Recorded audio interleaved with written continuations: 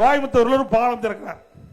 தமிழ்நாட்டிலேயே 10 கிலோமீட்டர் நீளமுள்ள உயர்மட்ட பாலம் அதிமுக ஆட்சியில அடிக்கல் நாட்டப்பட்டு சுமார் 1621 கோடி மதிப்பீட்டில் அந்த பாலம் கட்டப்படும் என்று அறிவிக்கப்பட்டு முதற்கட்ட பணி நிறைவு பெற்று ஒப்பந்தம் விடப்பட்டு பணிகள் 55% நிறைவேற்றப்பட்டு விட்டது. பிறகு ஆட்சி மாற்றம் 1.5 வருஷம் கிடப்பில் போட்டாங்க. ஏன்னா உடனே செஞ்சா அதிமுக அரசுக்கு கடந்த அதிமுக அரசுக்கு நல்ல பெயர் வந்துவிடும் என்ற ஒரே காரணத்திற்கு அது வேலை செய்யாம 1.5 ஆண்டு கால கிடப்பில போட்டு இப்ப வேலையை முடிச்சு நாளைக்கு திறக்க இருக்கிறார். நாம் பெற்ற பிள்ளைக்கு அவர் பேர் நாளைக்கு வைக்கிறார். நாங்க பெற்ற பிள்ளைக்கு பேராது வை, நல்ல பேரா வை, உங்க அப்பா பேர் வச்சிடாத.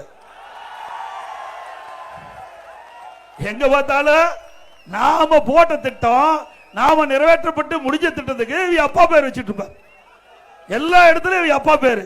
யாரு கஷ்டப்பட்டு திட்டத்தை கொண்டாந்து நிதியை ஒதுக்கி அந்த பணி நிறைவேற்றிக்கிட்ட அரசாங்கம் அதிமுக அரசாங்கம். ஆனா அழகா வந்து ஸ்டிக்கர் ஒட்டி பேரை வச்சுட்டு போயிடுவார். நல்ல வேலைக்கு நாளைக்கு நடக்கிற அந்த கூட்டத்தில் அப்பா பேர் வைக்கல, வேற ஒரு நல்ல ஒரு பேரை வச்சிருக்குது. வாழ்த்துக்கள்.